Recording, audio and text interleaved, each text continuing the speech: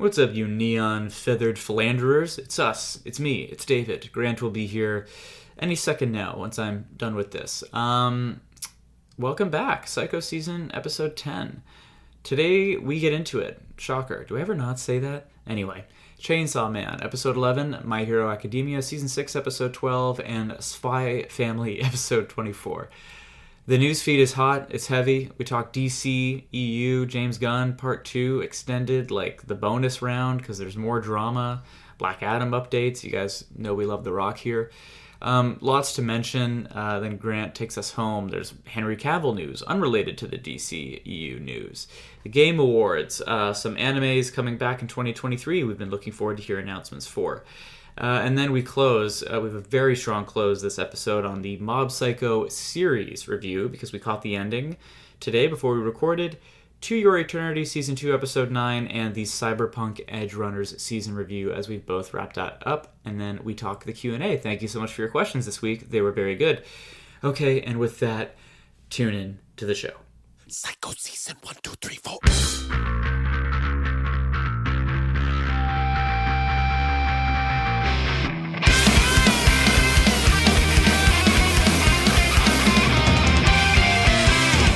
Oh, hey, Grant. Hey, Dave. Sup, chum? Chumming. Solid, right? Yeah. God, I want to say happy holidays, but we're sort of in it right now. And, Man, fuck the holidays. I'm so tired. We're going to pretend that we haven't been trying to get our energy up for this for the last 10 minutes, because we are exhausted. Gassed, as they say. You know what no one tells you when you're a kid about the holidays and about like how fun it is to unwrap presents and all that stuff, is that your parents have been miserable for weeks leading up to that. Yeah, they're planning stressed. out meticulously your enjoyment for the holidays. Yeah, you know what I mean? Yeah. They're worried about a recession, the job market collapsing, the what was the 2008 financial crisis? Mm-hmm. And then you're sitting there being like, oh, I better get the latest Autobot. I don't know what we got as kids. Did you ever get Autobots? I don't know. Yeah, we got some. Wow, we got some. Where are they? God damn it, the Beast Wars ones. They had different names. Oh yeah, Primals Beast Wars. Anyways. Yeah. Energy. I usually got like a wooden stick with a rubber band, and it was like, use your imagination. Back in my time, you know what I'm saying? Didn't really land the way I wanted it to. Blame the author. God, okay, we're tired. I'm not going to try to be funny. I'm just going to be myself. I'm going to whip the producers of this show with that stick. You just talked about for better writing. Yeah, okay. God, we've got so much to talk about, man. Okay, first, here's what we're going to do. We're going to give some housekeeping updates, okay? Because I'm not going to remember to say these things when I record the intro in like an hour. Subscribe to the Instagram at Part Time Otaku Podcast, or follow us there. Also, you know what else I learned here, Grant, recently? What's Spotify sent us an email and said, just so you know, your listeners can rate your podcast now. That's new functionality. Just go to the actual Part Time Otaku like page. Like, if you just search it on Spotify, there's a big rate button. So rate us. 1 out of 5 stars. We're not going to try to influence you. But, I mean, let's be real. We both know what everyone should be aiming for here. 4. Yeah, we're a 4. Yeah. I mean, just be honest. Vote 1. Fuck it. Vote at all. I don't care. Okay. Anyway, so do that. And as far as scheduling goes, we are here.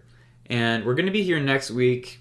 We got to talk the Chainsaw Man finale at that point, right? A couple other things. We have to put Psycho Season out of its misery, which will be ceremoniously done next week. Yeah, so next week's like the Psycho Season finale, and then, we might take like a week's break, but come the new year, we're going to have like a very fun retrospective, probably top 5 of 2022 podcast. That's going to be very tough. I'm very nervous for that conversation, because I've started to try and narrow down my list, and it's like, no matter what, this year has been so strong that like really good shows will be left out. Without, like, it's just not possible.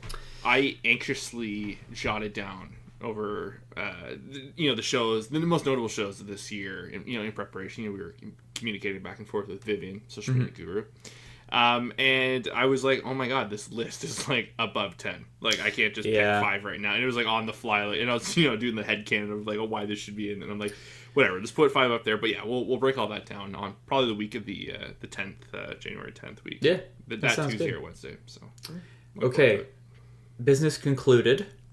Let's talk Chainsaw Man, the penultimate episode 11. That is your spoiler warning. It sure felt like a penultimate episode it did. The most Western sense. Like it's funny, like in like the Game of Thrones and the Breaking Bad's kind of thing. Like people almost look forward to, the penultimate to the finale. Because so much can happen in such a lead up episode, and it was really cool what they did because it's a more reserved episode in instances, right? More so than what we had, but like. The lore drops in this episode were just so juicy, Dave. Yeah. I loved it. Yeah, this was, I don't know. I'm not going to say it's like, oh, this is one of my favorite episodes in a while. It's tricky because we're saying that a lot with Chainsaw Man, and it's such a short story. I mean, I know this is like kind of the norm these days, but like a 12 episode first season or core or whatever they're called is becoming more and more normalized, especially when like the studio is clearly really going for it. It's hard to blame them for not having 24 at the gate. But like, I'm really interested to watch this series back in the binge and try and like put a number on how strong it is, because there haven't been any bad episodes that I can remember, but like we just keep learning more and more. And I don't know, like you said, the lore stuff this episode, I loved it. I loved it this episode. I think, I guess, it's hard to say like a show has a job to do, right? But like, I think of any episode in a season, like I said, like the penultimate kind of bears the most weight, probably next to the finale and the premiere. Like it really kind of has to do that handoff, into the finale, and then also has to kind of keep everything going at the same time. But it's like, by no means is it the best. Like I said, this is not necessarily the best episode of the season, but it's so what strong. They do, and they're really they're playing around with like plot lines and kind of teases and stuff we're probably not going to see this season. Like obviously this is going to get the second season. There's no doubt about that, but it was really, really good. And I think this is a good episode for like kind of fan theories of, like obviously for the non-manga readers. There's a lot of stuff that got kind of like dropped in this episode, like we officially have seen everyone from the OP. That was like a really cool thing that people have been talking about. Like as of now, we've seen every character they've kind of teased, whether, in the OP and in kind of some of the promotion stuff. So finally got to meet the Angel Devil. I was really curious about that one. I was and also the Future Devil. I was, because they have him right in the OP, and I'm like, oh my god, like where are we gonna go with that? Also, what an awesome bait and switch from like the dark, like eerie tone of like last week's episode to like right off like kind of goofy, character design, and like the voice acting is just so like, yeah. I will give them that. I was like staggered. I was like, what are we doing? And then it worked. Yeah, it really, really worked. How cool was the and again, like we've talked about like the Western influences on this show, and like how I think you said like in Japan people are a little taken aback by it. Sure. There's something weirdly American or weirdly, I don't know, like when the Future Devil said your death is going to fucking rule. Yeah. It felt edgy. It felt like it reads like chat room. Yeah, it just read I don't know, it read like English as your first language almost. You know what I mean? Like I don't know, there's just something about that I was like, that's kind of middle. And I was pretty down with it. But God, Aki, I think, is a surprise, and I'm sure like I'm not breaking any ground by saying this, but quickly becoming my favorite character in the show. Lots of layers, because Denji is, like obviously he's not one dimensional, but like he bears it all. We get a lot more of the inner dialogue with him. We get the moments of like, why can't I cry? Why don't I feel these emotions? Like Aki is really like, we've seen his backstory, but like we haven't got too much like, inside what he's thinking. Yeah. And he's just such a tragic character. Like he just seems to be, I mean, he's literally destined for a very early death. And like he's just carrying so much. It's like they're from different shows, but they're interacting a lot. You know what I mean? It's weird. you know, and you brought him up earlier, him or her, I'm not sure actually. The Angel Devil, you know, kind of the way they teed the kind of the meeting of, you know, of them and Aki. It's like that. I wonder. I think their story's going to become a little more intertwined. I think that's maybe the Himeno kind of handoff, you know, because that was like his closest connection, you know, character wise that he had, you know, relationships with, and I wonder if, you know, his overall lifespan situation is going to be kind of continue to get brought up because they flat out say like, oh, you touched the Angel Devil or you're touched by the Angel Devil, then, you know, you lose, you know, years on your life kind of thing. And Aki's already kind of, you know, shaky on that. He's like down to 2. Yeah, down to 2. So I'm really curious to see, you know, because the whole concept of an Angel Devil, I thought that was really cool. Me too. You know, it just kind of threw me for a loop. But it's funny. Before I forget, you know, you brought up that point of how moments in the show like feel more American than they do, you know, kind of Japanese. But there's a moment where, you know, Aki gets out of the car and the 2 other members from is it the Kyoto division, and they're essentially like that line of like him getting out of the car, like the back and forth from the car. I was like, oh my god, this is like, you know, maybe not a Coen's brother movie, like maybe more of like a Tarantino, like just the back and forth, the talking at each other, the lack of back and forth, just the talking at each other. And then the moment of like out of the car where he's like, which is my favorite part of the episode, when the guy just flat out says like, you know, just a reminder, like if you didn't know already, like everyone in Division 4 or Special Division 4 is like, you know, there's something wrong with them. And then I think that kind of loops back to everything that's going on with Makima, who I'm starting to think is not exactly who we think she is. You know, there's like it's coming on a little bit, layers and layers and layers. And I think, you know, I think that message was not. I think that was like a little tip of the hat to the audience of like everyone is unsafe, like no, like including the people that work there. Like I don't know, it's or the people other than the devils and the fiends, but.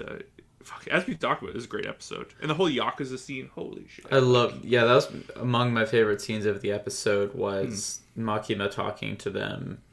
Talking down to them. Talking down to them. And the bag full of eyeballs. Yeah.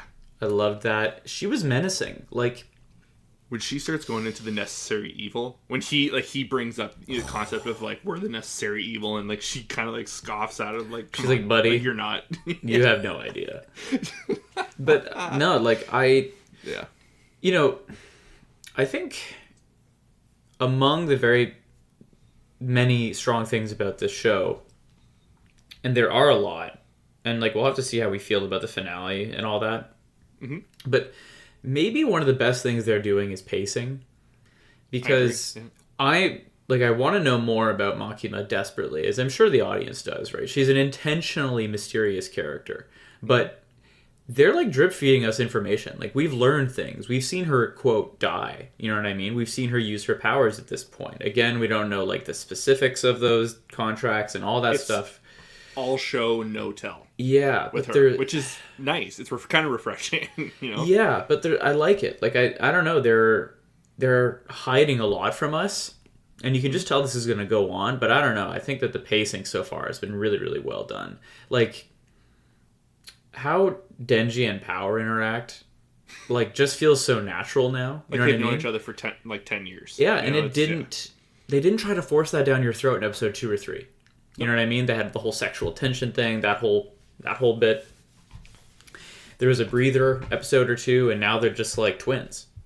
I think the key part of that relationship was the like pretty much right off the bat when she's introduced as like the new roommate, and right off the bat they show the dynamic, because even like when she's introduced, you can see Denji and Aki are almost like a team in that moment. So it showed some relationship between them, and then in the following episode you can see like, you know, she's already kind of into the mix too, and you can kind of see them naturally like, you know, being around each other, and then you know you get them out in the wild, you get to see them just talking to each other. It's fucking so good. But yeah, Power and Denji are a power couple for sure in this show. I love them. Very excited to see the conclusion of this fight. Obviously Aki won't die, but I'm wondering how he gets out of this situation.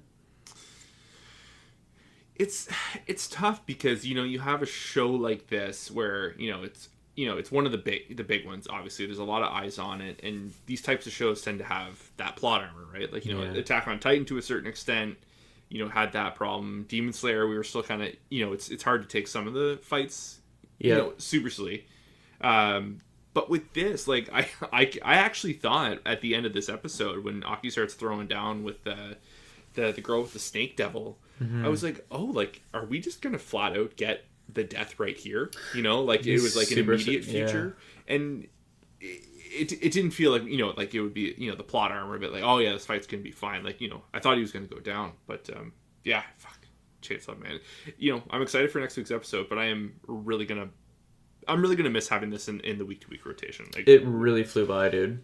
Yeah, having this and Mob Psycho, like, kind of hand in hand in tandem was kind of filled up the rest of the season so far. So that's a quick preview, because after we do news and a couple other shows, we're gonna do the entire series review of Mob Psycho, because one of the benefits of us being a day late on this week's episode is that we got to catch the finale. Yeah, boy. Before that, though, let's move on to My Hero Academia Season 6, Episode 12. There's your spoiler warning. I think, like, the biggest thing of this episode, and tell me whether or not you cheered, is that Lemillion is back. Fuck yeah, dude. Yo, did you not? So awesome. Now, immediate follow-up question. Mm-hmm. Did you or did you not scoff when they said, oh, he's only been out for like 6 months? I was like, are you guys out of your goddamn minds? Like, yeah. That was 3 years ago.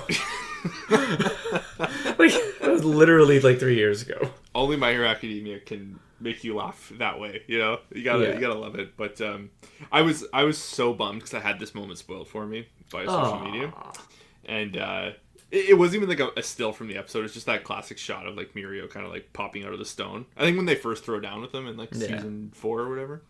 But I was like, oh yeah, clearly Mirio saves the day. But good episode. It sounds bad because this season has been so strong, especially this run. Like kind of like this throwdown with Shigaraki, and you got Mirio back, and everyone's kind of there's like a true like back and forth between the heroes and villains. But I think I'm done with this. Like it's by no means is it bad. It's just it feels like it's the same thing, starting to become the same thing each week. Of like good stuff, like it's the good stuff, but it feels like it's kind of on repeat a little bit. So this is, I think you raised a really, really good point, and we don't have to over rotate on this. I agree, it was a good episode. There's not a ton more to say, right? Lots of action. I really liked like the team ups. There were a lot of like collaboration and like Avengers style team ups. Bakugo moments. Yeah, I love how personal they've made the Dabi Todoroki stuff. Like, I'm really enjoying that angle. But yeah, like, I'm ready to move on. Lemillion was, like, such a fun and, like, satisfying surprise. But I think what they've proved, too, is, like... And, you could call this an exercise or just, like, an exhibit or a case study. But, like, too much of anything is a good thing, right? Like, last year, we were just pleading for any kind of action, any kind of plot development. You know what I mean?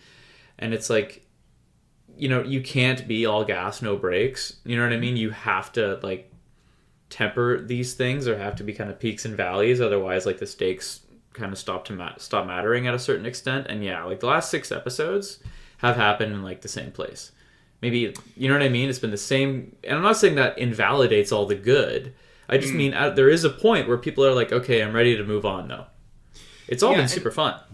100%. I think, for me, the one problem I have with this, not so much this arc or this episode, but like kind of you put it perfectly, the breaks that they've slowly been putting in each episode, because like they can't let this come to just like an immediate halt. Like, it would completely kill the momentum going into the next arc or whatever. But it's the cutaways just aren't really working. And I think that's kind of affected it overall a little bit. Like, we had that weird thing with Toga and Uraraka and Froppy, and like there's that, and then it just all feels kind of a little serendipitous too, like kind of the way this is ending.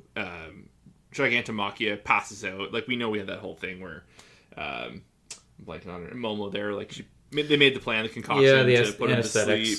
That happens at the same time Mirio arrives, and now the whole Eri, now we know like Eri is like operational, so like all the sacrifices that Midoriya just made are kind of just like whatever, no big deal. Yeah, like it's kind of like it's kind of like a little bit of whiplash from how the show has been in the past.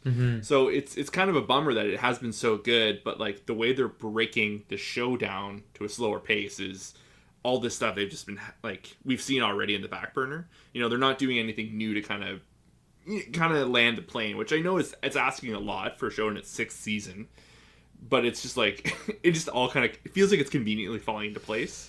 Yeah. You know, but then at the same time you have all this like active stuff going on between like Dobby and Todoroki, and even then like poor Todoroki got like no smoke this you know, these episodes. Like he's kind of just going back and forth with Dobby, and there's nothing like really happening. It's kind of a bummer. Yeah, honestly. maybe he'll get more time in the second arc of the season or something. I hope so. But it great scream from him. Oh my god.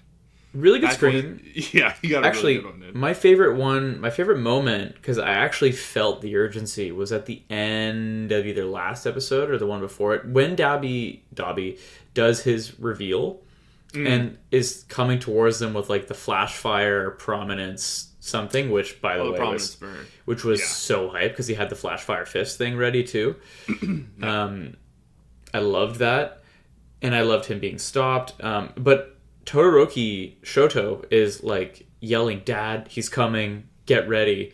And that vocal performance from both Dobby and Shoto in that moment, I was like, that is so, like, I could just feel the urgency. I don't know, like, that really, really landed for me. But then, big time voice actors, you know, in big time moments, right? Like, yeah. you know, you have people for the big moments, which is nice. I will say, 2 things made me stop and write quotes down. Obviously, we got Bakugo's hero name. Laughed out loud. Loved it. Laughed out loud. Great explosion, Murder God Dynamite. Dude, I made the mistake last week. I watched the preview for this week's episode. They didn't give any spoilers away, but they did say, we finally find out Bakugo's hero name. And I was like, oh shit, that'll be cool to see next week. And I was like, oh, Genist is back. Like, Best Genist, like his mentor. Yeah. Maybe, and he just saved Deku in like this very like sacrificial moment. Maybe like he's gonna have something like fucking hope, you know what I mean? Like, what's the flames of hope or some bullshit? And I love that he did not change remotely. No, like, yeah. And that, I know that's meant to be a gag, and that was a good gag. Like, it was a good gag. When Bakugo works, he really works. But like, he's, you know, we've said this 100 times, you know, over the, you know, past couple of years, is when he works. When he doesn't, he really doesn't. Yeah. You know, he's been great this whole arc. The second thing I wrote down was, and this is just like perfect anime dialogue, especially in My Hero, if you're greedy, you'll come apart at the seams like cheap denim. And that's just something Best Genist says to a villain or some shit. I was like, fucking yeah.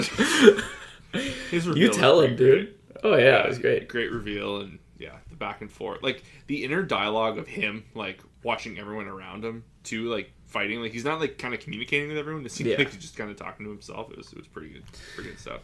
I don't know, it's you know, I feel dirty saying it, but like I'm enjoying My Hero, but like let's, you know, I think I'm ready for a little change of pace. So but yeah, I agree with you there. Okay, let's move on to the next episode we're covering, which is also a penultimate episode, Grant, and I believe it is anyway. Spy Family, episode 24. There's a lot to say here. It was very serious.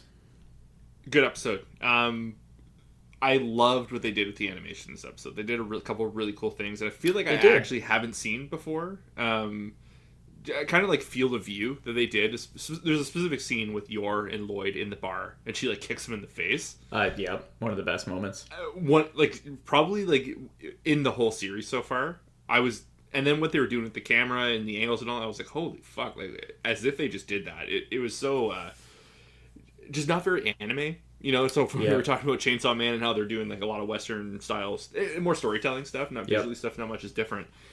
But this kind of completely threw me off, and I was like, holy shit. Like, if you weren't paying attention before, you were after that moment. Yeah. But, like, really, really cool stuff. But people are really hyping up the first half of this episode of, like, you know, all the fans that are, like, really shipping, you know, Yor and Lloyd are, like, you know, gonna lose their minds over this episode. But, like, as far as, like, slice of life stuff goes, like, romance stuff goes, it was, like, pretty tame. You know? Like, not much happened. It's funny. You're more familiar with that, like, end of anime than I am. But, like... You know, we did say a week or two ago that the show was, like, probably missing a little bit of Yor.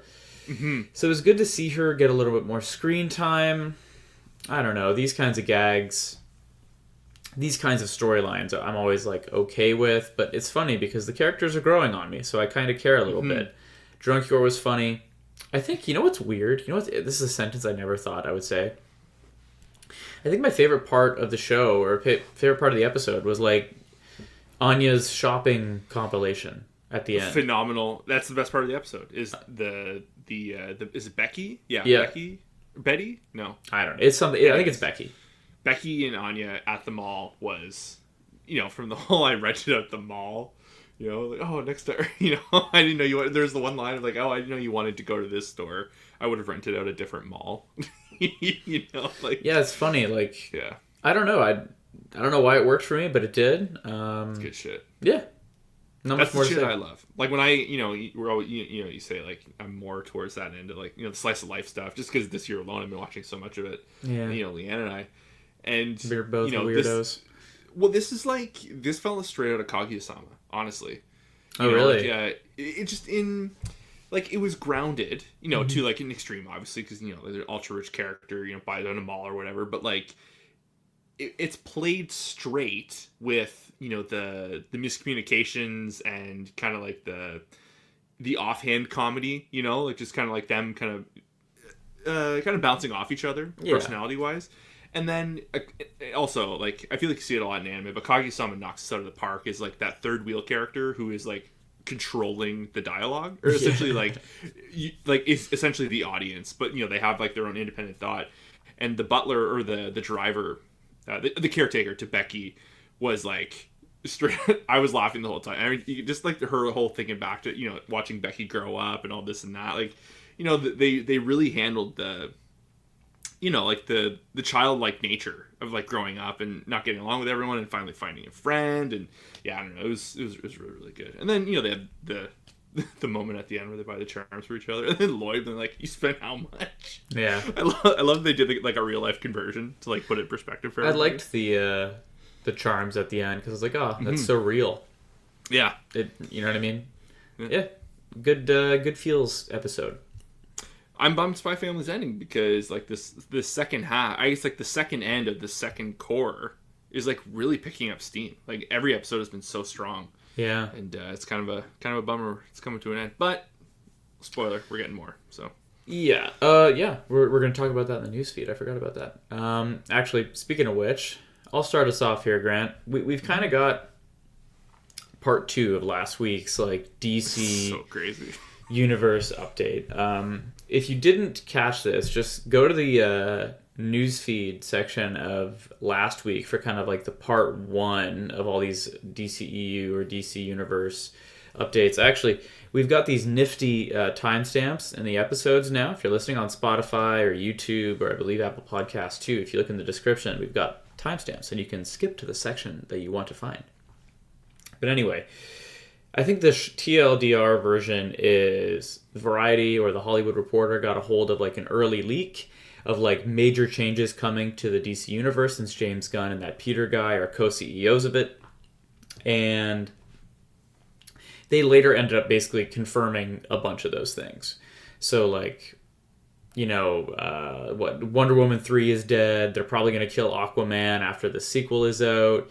And now there's more. There's really big ones. So the biggest one I think we'll lead with, Grant, is Henry Cavill is out. Three weeks after Warner Brothers had him announce that he was returning because he was in the post-credits for Black Adam, which, second update, is not getting a sequel. So there is a silver lining. His post yesterday was something else to read. We will discuss The Rock. I know it's funny to everybody and that we don't like The Rock, but someone has to bring him down to earth, goddammit. And if this does... and if false having gravity, because we're bringing him back down. Yeah, and you know what? Apparently... Yeah, we'll get to The Rock. But I think the Henry Cavill Superman one is the biggest, because... That's such a bummer. It's such a waste. Like, it feels like he's the most beloved, right? Truly, yeah. And probably the best fit, and he just came back, and it was so clear that he really loved the character. Mm. And I don't think, like, there are a lot of takes on the DCEU, and I've had a lot of them, But one of them you don't hear a lot is Henry Cavill was a bad Superman. You just never heard it once. People don't say that. It's like, oh man, that movie was a mess, or the Batman vs Superman movie was all over the place, or the Justice League movies were rushed and plagued with issues. But no one's like, oh, but if only they could get Henry out of there. It's like, no, that dude was reliably a fantastic Superman. Mm-hmm. So that's had look, tough. Had the physique, like, and the passion, had the tone. Oh my god, yeah, passion. He's he's a king of the nerds as far as I'm concerned. So like. Yeah, it's there's some good news on Cavill in a little bit, but we got to finish here with the DC stuff. So as far as the Superman reasoning goes, it really sounds like they're canning a lot of these characters that have interacted with one another, and who knows if some will get a pass and others won't. But it looks like most of the Snyderverse is out, and also. James Gunn did say the next Superman movie is going to focus on a, quote, earlier part of Superman's life. So they want to go younger. But he also replied to someone on Twitter saying probably not going to be an origin story movie either. So that's like... maybe that's probably the right move. It sounds like the right move, right? If you do another origin, we're just eating up time and money. Mm-hmm. And, Cavill's 39, may as well take the opportunity to cast like a 24-year-old prime. I don't know. I don't know what they'll do. But this is big. James Gunn is writing it.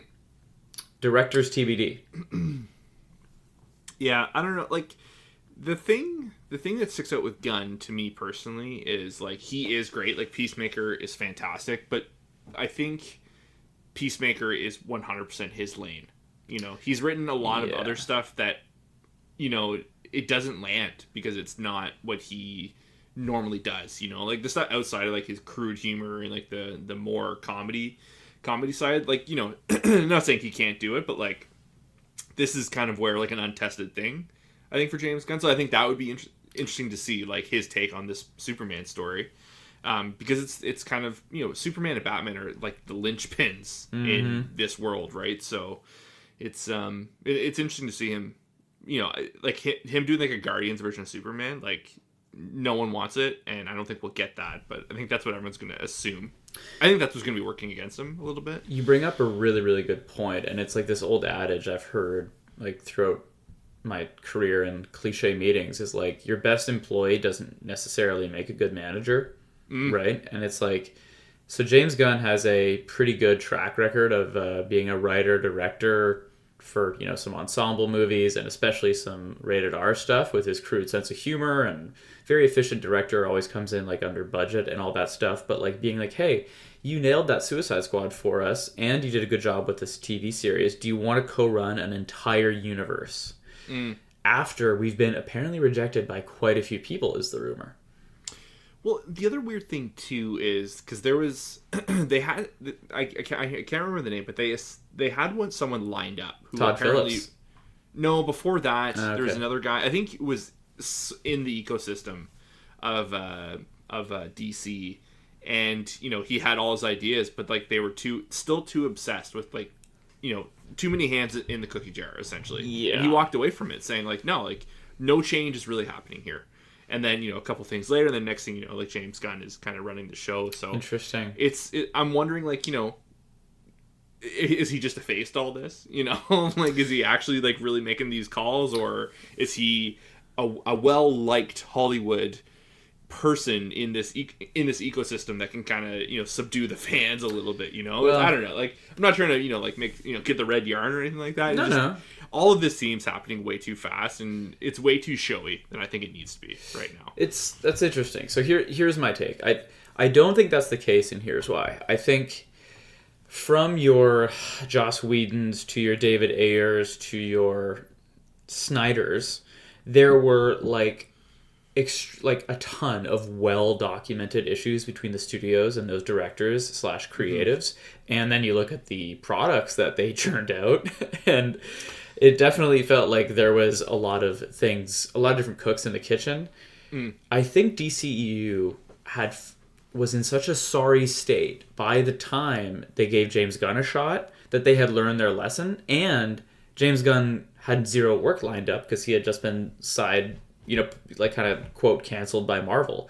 So when he did the Suicide Squad, allegedly, and this is what he says, they said you can literally do anything you want. You could do Superman. We don't care. Full creative control. Like, we need a hit. And then he crushed the Suicide Squad. There was. And then he just said, back then, eh? yeah. And then he goes, okay, now I want to do a TV show. And apparently they were like, you are James Gunn. You've given us like our only critical success in the DCEU. Do whatever you want. He goes, I want to write, direct all of them. And I want to do that like now because I have to go do Guardians 3 in like, next year. And like they're just bending over apparently and like giving him whatever he wants. And, he put out a series of tweets because, the reactions to the Cavill news has been rough and all that. And he's like, listen, we knew it would suck doing a lot of this, but like this is the nature of the beast. We're planning for the next 10 to 15 years. We want to do this properly. So my take is that, like, of course, like a studio is going to be a studio and they're going to be involved in one way or the other. I like to think they've learned their lessons from their first attempt at this, but by no means does that mean this works, right? Like, again, like Gunn has made a good movie and a good series of TV for them. That doesn't mean he can create like a decade of an interconnected universe that is just magically going to work. You know what I mean? Like, so I'm just like very curious, I guess, to see what they actually do. I'm excited. In again, it's not fun to like pick on make comparisons between Marvel and DC, but I think this is all drama aside, leaks aside. I think this is very perfect timing for them because they have all the the James Gunn stuff, the success from the James Gunn stuff, the Peacemaker, Suicide Squad, and whatnot. But if you compare it to what's going on with Marvel right now, where they are on such a weird like rocky footing, and like it's not just like even like the super fans are kind of like coming out of the woodwork saying like, all right, it's getting a little sloppy out here, there's not quite as the refinement that we've had in the Infinity Saga. So it is advantageous, and it's kind of nice for the fans to have like a fresh start, like a new, more Infinity Saga-esque thing with DCU to start fresh from, So it'll be nice to like, fresh slate. It'll be easier for people to go to the movies and be like, it's not all connected. We're at the beginning of it again. It's true. As long as Peacemaker's canon, so it is canon. Yeah. Well, did you see the end of Peacemaker? It's been a minute. I can't remember. Because they like the post credits, just the finale. Because they do make it. There's a surprise. Well, quote surprise. There's some. They find a way of making it canon. Let me just say that they bring in some people from the DCEU that are canon. Wow, I'm blanking. Do I just say it? It's like almost a year old at this point. Do I tell you? Yeah. So spoilers for the finale of Peacemaker, but they bring in Ezra Miller and Aquaman. And they just like the whole Justice League shows up, but they don't show the faces of Superman and Wonder Woman. They're just like in the background, but there are lines between. That. Maybe you didn't finish the show, dude. I 100% did. Oh, okay. Well, anyway, what's Jason Momoa and Ezra have like dialogue, and they talk to John Cena. Anyway, but like both of them are probably going to be out of the job. Like the only really questionable one is the Flash. I don't know what they're going to do with Ezra Miller, but there have been so many issues with them in the first place that like if everyone else is getting fired, like you know what I mean? Who knows? But more leaks. It sounds like Cavill and Gal Gadot's Wonder Woman had cameos in the Flash movie. Those have been cut. Ben Affleck is done as Batman, but may return as a director for the DCU. That'd be cool. That would be fun. Or that would be cool. We already mentioned Black Adam is done. Thank God. He unfollowed Warner Brothers on Instagram, so that'll do it. And the movie's based on most projections, unlikely to be profitable. Eat a dick. Sorry. No, I'm not. I don't want to jump on the grave of someone who tried to do a creative thing. I'm not happy that this project that was near and dear to his heart failed. I am happy that he's being brought down to earth a little bit, just the entitlement. And man, someone, and if people are really curious, I'm not just going to share this for no reason. You can ask us on Instagram because, again, I don't want to spin more negativity onto it. But someone put together a list of the absurd shit he's been saying over the last year while Black Adam is made. And he's just being there's going to be a Black Adam universe. and it's gonna like absorb the DCEU, and like most things will be about Black Adam, and they're all gonna branch off, and like then they just put out this fucking stinker of a movie. Anyway, just trying to pump it all up.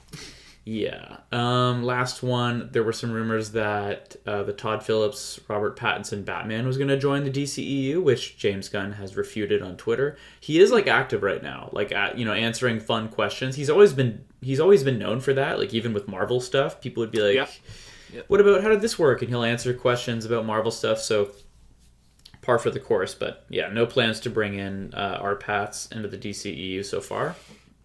We shall see. Okay, that's the DCEU stuff. In some lighter Henry Cavill news, significantly lighter, he's finally bringing his beloved Warhammer to live action. So Amazon Studios is putting out a starring performance of Henry Cavill, and he's producing a Warhammer series. I don't know if I'm assuming it's going to be 40K, which is like the futuristic one, or future sci-fi. I'm almost positive it said 40K in the headline, so yeah, that makes sense. Okay. So that'll be dope. Good for him. You know, he's kind of had a shit month or so from The Witcher to The Witcher. Also, too, I don't know if you saw, like, the showrunners of The Witcher came out saying, like, all the rumors about... there was all the rumors about, like, the showrunners kind of talking shit on the source material. Yeah. And, like, the writer's room. And they're like, no. They're like, that's not true. We have full respect. And then, like, more people who worked on the show doubled down, saying like, no, you're lying now again. I mean, like, I would just not, why would you even draw attention to it? Why would you comment? Yeah. Why would you comment? Yeah. Like, people, if insiders said it, fact. Yeah. And if insiders said it in the first place, they're just going to, like, I get that, like, they're trying to, like, help heal the narrative, because they have to be getting worried, right? Like, this has gone very badly, and the fact that they announced it before season 3 came out, like, it would be different if they put out a hot season 3. Like, I know book readers and game players don't love this, but it is big on Netflix, right? It's got 1 or 2 spin-off shows. Like, if season 3 came out fucking swinging, and it, if anything, it had to have only more money and more resources, right, than the last 2, and they put out, like, this hot show, and then they were like, hey, we love Cavill, but he's out. He had to leave for X reasons, but we're bringing in Hemsworth, and we're going to keep going. Like, that's a very different conversation than, like, Henry Cavill leaves, not due to scheduling conflict, like, of his own volition before the season he just finished is even released. Like, that's very different. It's so weird. I think it just says a lot. So I don't know. I'm probably, like, I think a lot of people are going to have my opinion, but it's like, why bother watching it? Like, the guy who you like the most is done. He left the show. I would say majority of the people that watch that show on Netflix are not online, nor are they reading that stuff. I think that's a majority of its viewers are, I would say. Netflix does release Hour Streamed weekly now, and I'm super curious to see how Witcher 3 compares to Witcher S2. Only because... Witcher can knock out Wednesday, for the record. Yeah. Have you seen any of that? No, I haven't. Sam put on a couple episodes. It's fine. I get it. All right, give me more. So, Jeff Keighley's The Game Awards broke records again this year. I watched this. Did you check some of it out that night? There was another event you were watching that night, actually. Yeah. But, so 103 million total viewers across YouTube, Twitch, Twitter, Steam, Facebook, TikTok Live, and Instagram Live. 20% up from last year. And, and you quoted it perfectly in our show notes, like, literally destroys all TV award shows. Yeah. It was a good show. It was a really good show. I've watched it pretty much, I think I've watched it every single year since it started. I think this is really? sixth or seventh year. And, they did a really cool thing this year where they kind of, it had running long for a couple of reasons there, which I have no interest in breaking down right now. But they really cut down a lot of the the advertisers, and put more focus on more time for people to give speeches and all that stuff, announcements, great fucking announcements, at this, at the event. You got, like, your favorite one or two? Anything you can share? Hades 2, without a doubt. Great game. Hades 1, played that. There's a new, Ken Levine, the original creator of BioShock. Oh, yeah. His he created a company like years and years and years ago. He's essentially been silent since he left 2K or the original BioShock studio. And so his new game Judas was announced, which looks more like not a BioShock clone, but by all accounts, people that have been hands on with it, I guess. Yeah. Jeff Keighley included were saying like there's some pretty groundbreaking stuff in there tech wise. Mm-hmm. And then Death Stranding 2 was pretty cool. I love a good Hideo Kojima mindfuckery, in the marketing of it all too. So it was a really good show. But yeah, so that was the Game Awards. The Jump Festa event was also this weekend. Not a lot of stuff was announced. There's almost too much to break down. But the two really big things for probably you and I and our listeners is we got an official release date for Jujutsu Kaisen Season 2. Finally, July 2023. Fuck yeah, for starters. And I saw something on Twitter that you and I were talking about. They're timing out the season, so an important arc comes out at the exact same date in real life. So I think it's Shibuya, October 31st. Yeah, it's a Halloween episode or something. So, but isn't that not also the reference to like in Jujutsu Kaisen 0? Didn't that place on Halloween night too? Yeah, I think so. I think it's like they may have even said something about Halloween in the first season. There might be something about like spirit activity or curse activity on that date that makes it like particularly important or something. Okay. Have you seen anything else on this season? Because I don't want to accidentally spoil anything. Because I think I told you, someone told, like I saw what this arc is kind of about. Have you seen anything? I don't want to say what I thought. I think I saw something too, but I think it would disappoint some people if I said it. Like, yeah, okay. I do believe. Me too. I think there's some timeline stuff. It's timeline oriented. Yeah. I don't want to fuck anyone over with that. So. Yeah. I mean, yeah. Check it out at your own risk. But like, the stuff, the collateral, the key images they're including, all that stuff. Like, yeah, I think it's out there. Promos, trailers. It's going to be out there sooner or later, and we will talk about it as they start amping up promotion. So. All good. Yeah, look forward to our weekly coverage. We will be covering that shit. Yeah. So the other big announcement, I think, for us was Spy Family season 2 was announced for 2023, to no one's surprise. And then a movie was announced as well, which is I believe for 2023, as well as the season 2 original story, not non-canon, but I think it's being wrapped up into the story we're being presented. Well, I think it's not filler, but it's it's new. It's a new story. They've certainly realized this thing's a money printer. I'm sure it'll do well at the movies. Yeah, fuck yeah. Another announcement: Invincible season 2 is coming to Prime in 2023. Dave, you watched season 1, right? I loved it. That was a great show. Yeah, that was tight. Yeah, it was pretty good. I'm glad they're doing more. I think the success of The Boys.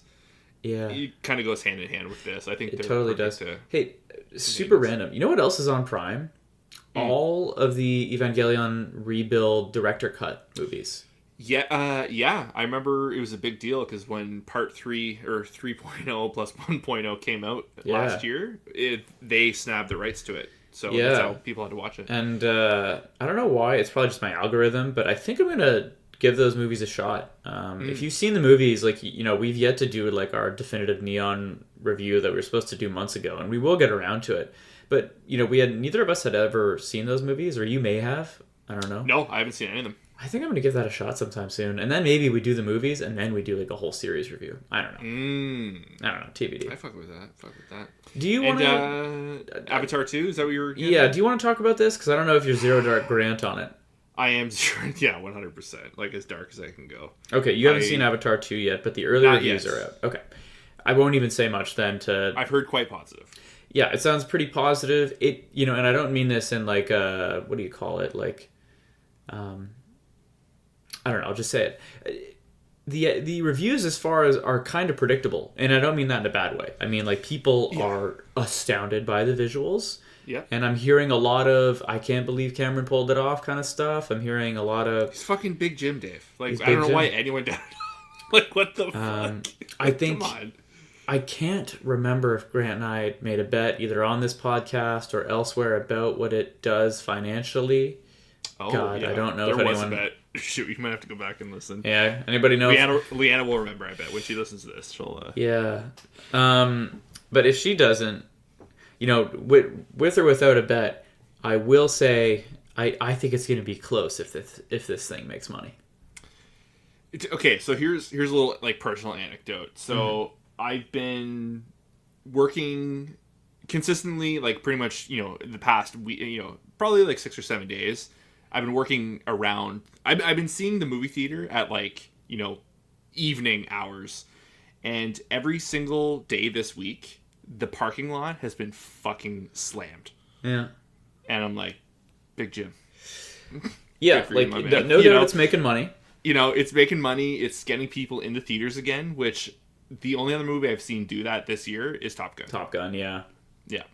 It's so weeks interesting. After the fact, it was still like almost full theaters. It is a nice feeling to have like a couple of other. I know like Top Gun isn't exactly like your ode to artists and all that stuff, but it is nice to see something crush that isn't a fucking Marvel movie. And you know what I mean? Like, let's just spread it around a little bit. Go see it. But I do think it's gonna be incredibly close as to whether or not it's profitable. But we will talk more about that once we've both seen the movie, and we should do a little box office breakdown on it or something. Ooh, have like a full movie review. Okay, so that was Avatar 2. All right, here, Grant, it's here. It's time. Jeez. I don't want to say this is 6 years in the making, because it's not. Like, it's 6 years in the making for the show. Mob Psycho is finally done. And I came to this show quite late. Grant's been with it, is it, what, from the start? I came in when season 2 started. Okay, so I don't know. I watched seasons 1 and 2 within the last 2 years, I'd say. And we both watched season 3 week to week, and we both just caught the finale. So this is a very fresh episode. If you haven't seen the finale of season 3 of Mob Psycho, this is your spoiler warning. 3, 2, 1. What'd you think, Grant? Dave, I was pretty emotional watching this. To be completely honest, you know me. I'm a softie there, and the mountain that Reagan climbed to make contact with Mob is probably one of the most beautiful things I've ever seen. Honestly, we can. Mob Psycho is one of those shows that we can say over and over, like, oh my god, the animation was shown that. Like, obviously, like, Bones has continued to prove, like, week after week how flawless their animation is. This was all came down to the writing and the emotional beats and the soundtrack and, just the cohesion of everything. And, yeah, like, it's almost too fresh, to like break down the episode because it is so emotional and they cover so many beats. I don't know if there's one bad thing I can say. I didn't love that Dimple came back. Same. Because that was my highlight of the season. That was probably even more so than the finale. His send off is one of the most emotional things I've ever seen in all of anime. Probably as close to again, spoiler for To Your Turn, when Gugu died. Yeah, that shit rocked me. Like actual tears. Well, character deaths are important, right? And they have to be real. And when you walk them back, a la the MCU, like they stop mattering. Yeah. They stop to matter, and like your audience kind of loses their attachment because it feels like, it's the stakes aren't real. Mob Psycho doesn't have that problem as a show. But walking back an important character death is never a good move. I get it. And so soon. Like, literally within 5 episodes. Yeah. And it was, like, to your point, it was so impactful when he died. God. And it was a nice little boost, and it made the ending sweet. But, like, they didn't need that. I think there's probably this tendency as a writer to be like, am I going to scare off the audience? Or how do I make this work? Or, like, will it be too dark? Will I lose people? And like, it was a really feel good moment when he came back, but I think they did sacrifice just a touch of the integrity of the arc when they did that. I think how he went out. That's always going to be it was flawlessly done. Because he went out so well. God, such a good death. Such a good death. But I think. But it wasn't. That's the problem. You know what I mean?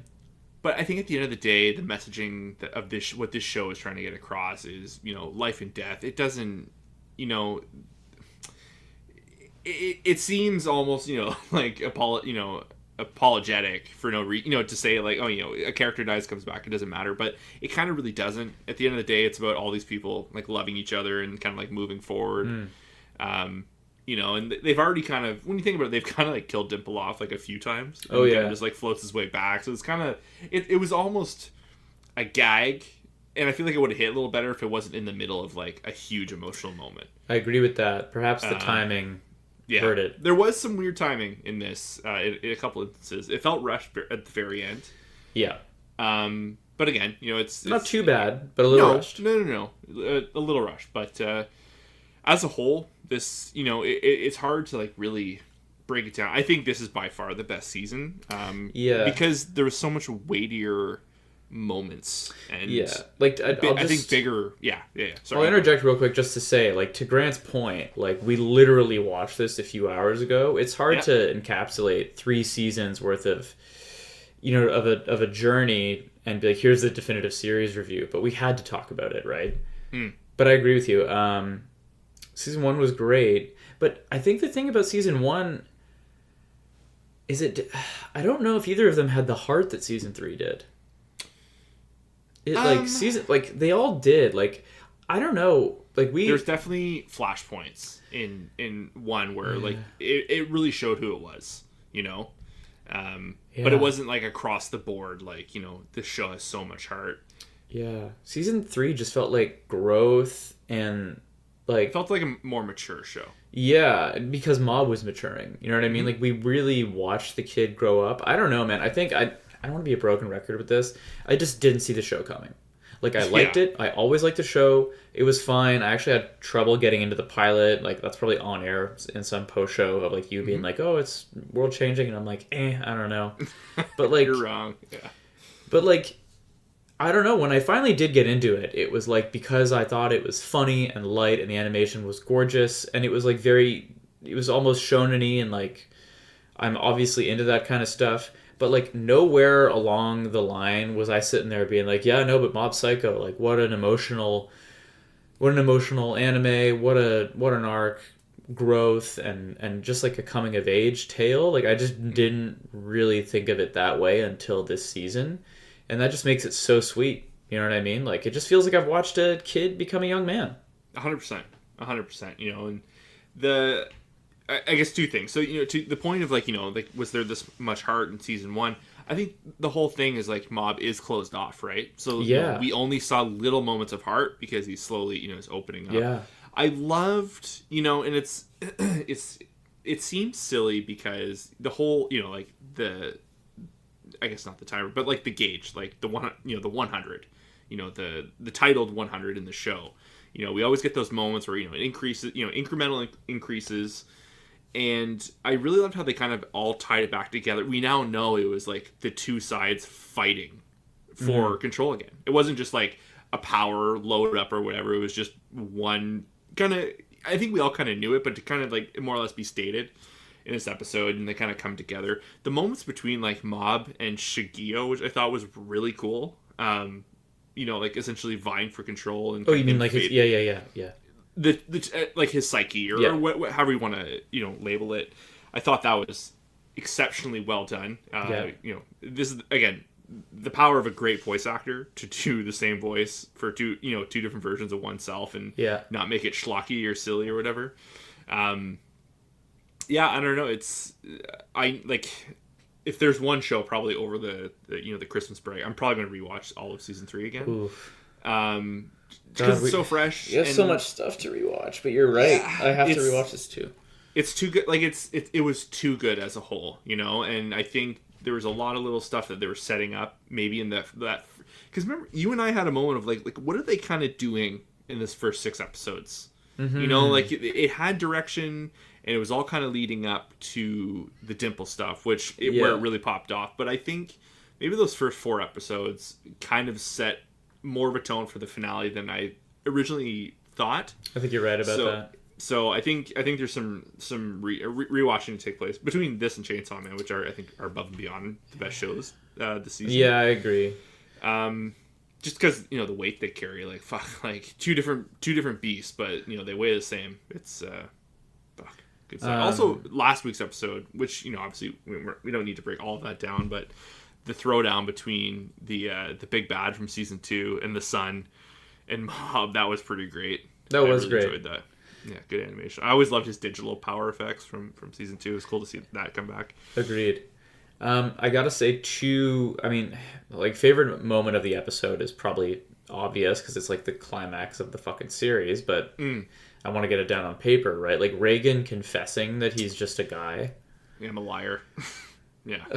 Like, I loved that. I loved all of it. Like, you know, it's what I wanted, and I don't know, that was like, I just think that there's a lot to learn from Mob Psycho.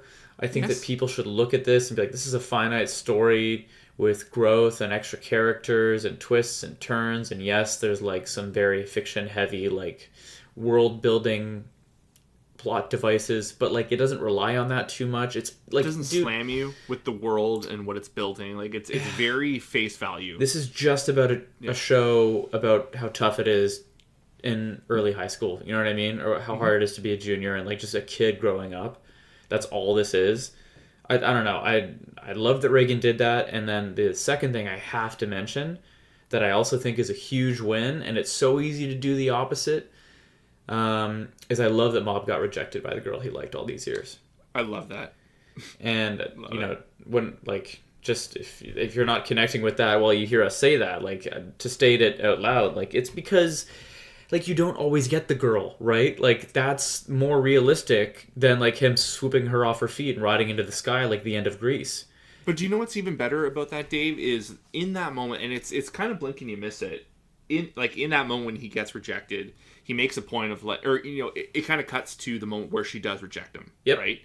And you know, there's some quick voiceover of her, and she says like, I don't know you like that yet. Yeah. Okay, and that's like kind of like, okay, it's over.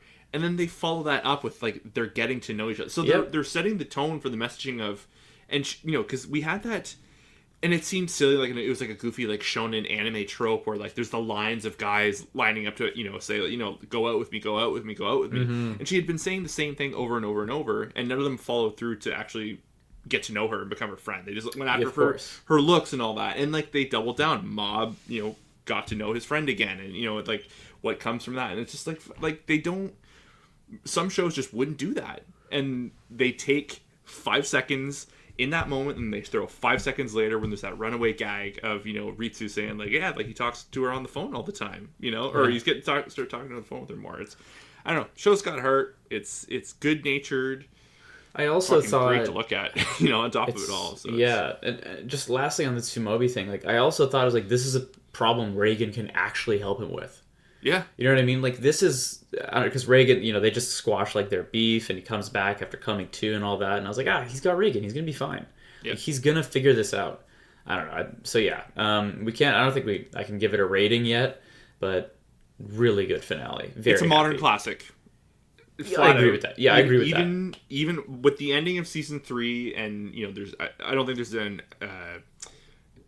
I don't think anyone would dispute the fact that, like, I think they knocked this season out of the park. I think it's a great finale. After this, I think it's confident. Like, it's a modern classic. Like, truly. I would recommend it to absolutely anyone. It's that perfect little niche where, it's a little weirder, but it's also kind of plays it straight, and it has a lot of the stuff that people look for shows. Like, people look for the animation, people look for the comedy, people look for the emotional story. Like, it kind of, it's a multi-layered beast for sure. It's true. It's hella balanced. Yep. Okay, speaking of something not hella balanced, let's talk To Your Eternity, Season 2, Episode 9. There's your spoiler warning. We're going to keep this shit moving because we got a great Q&A today, by the way. We got some good questions. So we're going to talk about To Your Eternity, and we're going to do it maybe a little quickly. I don't know, man. I don't know. I'm in. I think. Go ahead. It's fucked up that like they got their balance at like episode 9 or whatever, but all like the disjointedness and the the weird ass pacing, weird ass character introductions, and kind of wrapping their stories up. I think they've got their sights set on like where they're going, like mission wise. I think the show needed a direction, and I think they have it now. So that is nice. But there was a moment in this episode, and you and I watch a lot of shows that have amazing animation, and there's stuff that's middling. There was a moment in this episode where I just out loud, I was like, "What the fuck even is this show?" Like it looked so. It was a moment. Someone was on the ground. Someone was hurt. Who's the? I'm blanking on his name. The guy with the fucking knocker in his arm. Oh, Kahaku.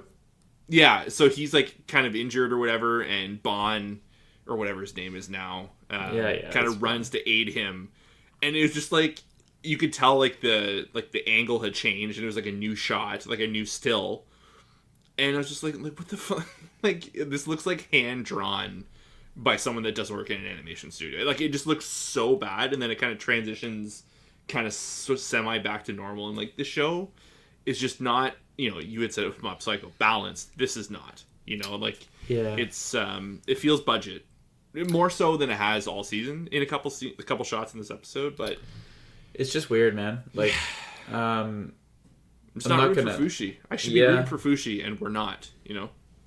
Yeah, I guess like the show's kind of all in on the conflict with the knockers. That's fine. I'm still interested to see what Fushi will learn and how he will develop. A lot of the plot mechanics feel a little tedious. I will say, dude, anytime Kahaku's knocker arm starts writing a message, I shake my fucking head. I'm like, what is this show? Like this, what is going on? I don't know. There's a training arc coming up. Like, I don't know. I'm going to keep watching it out of the respect for season one. Though. That was a nice thing, because I think we're going to get away from the craziness a little bit. And it's going to be, I think Fushi needs some alone time. Get his head straight, but I think the audience needs a palate cleanser. Let's rotate the cast again. And I'm not the one, you know what I mean? Like I wasn't like that also becomes tedious, but like let's just churn out like a fresh load, because I'm just, you know what I mean? Did you love the zombies coming back? No, I didn't love anything. I'm just like getting progressively more grumpy. I scoffed when I saw the zombies. I was like, you know what the thing is, though, man? It's like what's that one show I tapped out of? Like Mobile Suit Gundam. And, like, even, frankly, Spy Family sometimes. I'm like, I don't know if I'm in the mood. But, like, but I watch them. You know what I mean? And, like, Mobile Suit just, like, wasn't my kind of show to begin with. Sure. But, like, I wasn't developing the level of frustration for any of those shows that I am with To Your Eternity. And it's not that To Your Eternity is bad. It's that it's unrecognizable from the thing I loved so much last year. Yeah.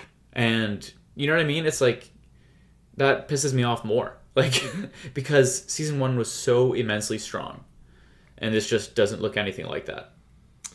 I don't know. It's, I don't know. We can, but you know what? We got a horse now, Dave. So. But we got a horse. And, like, for what it's worth, I'm going to keep watching. We're going to keep, like, you know, last year had a weird arc. Maybe this first arc was just a little off and it'll pick up. I don't know. We'll see. We can only hope. Okay, before the Q&A, I'm going to do this quick. I did finish Cyberpunk Edgerunners. Let's get it. I will say, to continue with my negativity, I think you gave away the ending to me on this podcast. Like, what? You said something like, oh, it's just so interesting how, like, cyclical everything is and how history sort of repeats itself. And I was like, oh, so David's going to die like Maine? I was like, I instantly in my head was like, oh, that's clearly what happens. Yeah, it's right in the fucking OP. Catches one in his head. Does he? Yeah, that's how the OP ends, is him getting shot in the head. Oh, I always skip the OP. I didn't even know that. Oh my god. You skipped that dope-ass Franz Ferdinand song? Yeah. So I didn't know that happened. But Adam Smasher, that was pretty dope. Yeah, Adam Smasher was... straight out of the game. So that was like a cool thing for really? People that played the game. He's like a main antagonist from 2077. That's pretty cool. So... Okay, let me put my thoughts together. Okay, here's what I'll say about Cyberpunk Edgerunners, and I want to hear how you felt about it, because you finished it way before me, and you didn't really get to talk about it. I'd say that it was... Cyberpunk Edgerunners was a masterclass in setting tone, theme, ambiance, really good world building, and it created an environment where, like, all the characters really belonged in that show. Like, they don't work in other shows. You know what I mean? Yeah. Like, I don't know. I love the tragedy of that ending. It is unmitigated. Everybody loses. You know what I mean? It's sad. It stayed true to itself. They didn't bring back Dimple at the last second. You know what I mean? Like, Yeah. But like, no, it's one of the best shows of the year for sure. I love that it's a limited series. I don't know if they're gonna do more. I would say don't. Or if you do, make it like anthology and just get a new cast, right? Yeah, I think nothing anytime soon. That's for sure. But that again, like what we were just talking about, it's finite. It has a beginning, a middle, and an end. It's got a hell of a tone. It's like a rushed end. It does have a rushed end, but like, I don't know. There's a lot more good than there is bad there, man. Yep. I don't know. I'm more or less the same. It's not that I didn't love the ending. I thought the final showdown was, again, probably top 10 like anime moments of this year alone. I think the Atom Smasher fight is like exceptional. I think that Studio Trigger just like no anime industry bullshit getting in the way, like, you know, ratings wise, like, you know, because that's their whole big thing, like, you know, as a studio, them getting to do a project like this that's not associated to you know, like the TV broadcast, which is like restricting. Like, and Studio Trigger is wild as fuck, so like for them to be able to do this, like, it was really like a big deal for them, and you could see that especially in the action set pieces in the last 2 episodes. But yeah, I just felt it was a little rushed, you know, like, I think, you know, the moments between David, is it Lucy? Is that her name? You know, like, very, you know, great stuff, you know, palpable, you can feel it, but I think kind of the stuff around it, and that's the thing too, who's like the psycho girl, or like the Rebecca, you know, the whole fandom kind of like was drawn to her and how like amazing her story was, but like I was kind of, you know, she really didn't have much to do. Holy fuck, did she die brutally? Yeah, you know, so like it's weird how, you know, the internet kind of gets so latched onto a character and kind of, you know, explode over their story, and it's like, well, they didn't have much of a story. Can I give a hot take on that, actually? Yeah. I think, maybe, you know, I'm hesitant to say hot take, because there's going to be some dickhead who's like, actually, a lot of people have found this take, it's not hot at all. But my take is, because I saw the internet running around with the Rebecca stuff, and I was like, okay, is there like some fun moments coming up? And like, she had some fun moments, but like, I think people were more excited by her vibe, appearance, the voice actor, like her aesthetics, rather than her story, which is, like, in fairness, quite vain, and like the internet's allowed to be that. But yeah, I don't know if people loved her because of her essence, you know what I mean? It was more like she had great character design. Does that make sense? Sure, yeah. That's my weird take, because she's kind of your angry lolly. That's like, yeah, who's the Joker female counterpart? Margot Robbie. Yeah, like, she's kind of your Harley Quinn, loose cannon. I don't know, but she certainly wasn't like one of my favorite parts of the show. She was part of the ensemble that has to die, like, around the main character. And she does. So she served her purpose. But no, I would say, sorry. I think the voice acting right to the end, like, you know, I think, you know, you and I have been doing this for a good little tilt there. You know, there's been a lot of shows, like, I am blown away in 2022 alone, the voice acting that we've been seeing. And pretty much the whole cast of Edgerunners was, like, phenomenal. It's crazy that we turned down those roles for the English dub so we could do the podcast. But no, I agree. The voice acting, the voice work was fantastic. Yeah. Okay. God, what an action-packed episode. What stuff? Okay, to the Q&A. If you haven't listened to the Q&A, we end the show on this, and you can hit us on Instagram at Part-Time Otaku Podcast, where we post it on Mondays or Tuesdays, typically Mondays, and if you get in there and ask your question, we'll answer it on the show. So without further ado, let's go. What single anime series / film would you recommend to someone who's brand new to it? From my homie Travis. I thought about this very briefly, and then the first show that I think I saw immediately struck me, and I realized it was a really, really good first anime, so I'm going to recommend it. Do you know what it is, Grant? Dragon Ball doesn't count. FMA. Brother. No, it was Death Note. So my pitch... Okay, so I'm going to say this for a series.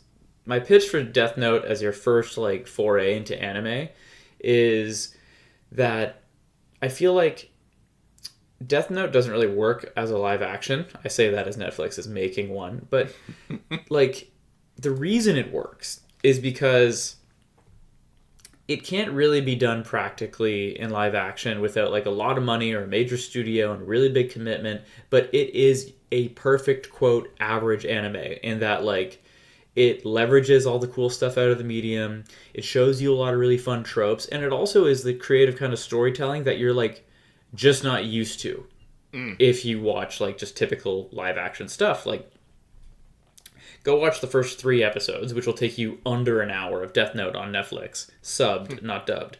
And like, if you haven't watched anime before, you haven't seen a story like that before. There's pieces that you see in live action that make it into our pop culture, but like Death Note is so almost typical. Like, yes, it's immensely popular, blah blah blah, but like it's very indicative of what's out there in terms of anime. There's a lot of hot takes on like the first half is better than the second, whatever. But like, just watch it, and like you'll very quickly know whether you're going to be able to watch anime. Does that make sense? 100%. Man, killed it. What about you? Killed it. So this is gonna. I think it's Ruffle some feathers. Not ruffle feather. Ruffle some Feathers. No. We've been doing this for a little too long this evening. I think I'm kind of torn between, I think there's the obvious ones of like Demon Slayer, it's your typical shonen and it's perfect, and I think most people, I would say, you want to get your foot in the door, you check out Demon Slayer. But I firmly believe Attack on Titan is a excellent first step into, into anime because,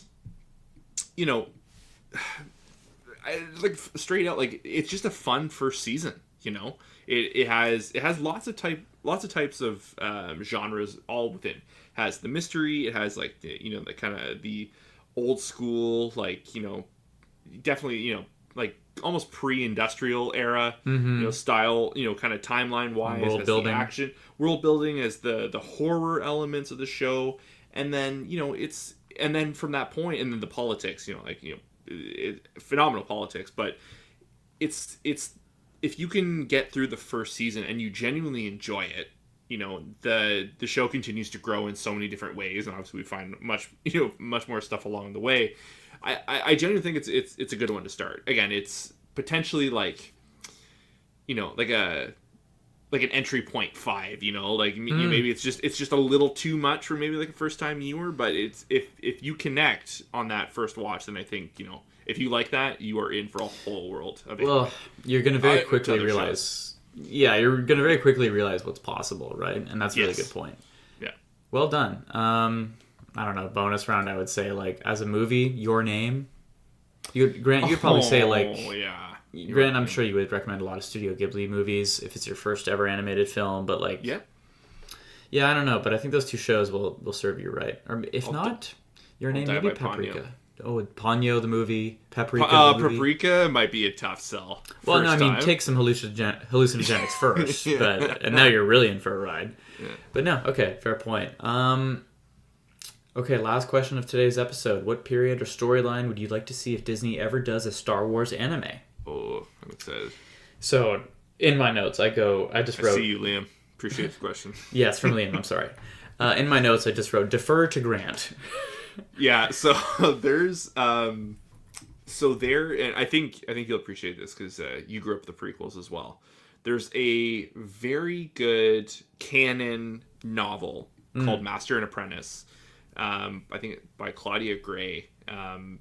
It's essentially the butting of heads between a very young Obi-Wan Kenobi and a very does not want to be a teacher, Qui-Gon Jinn.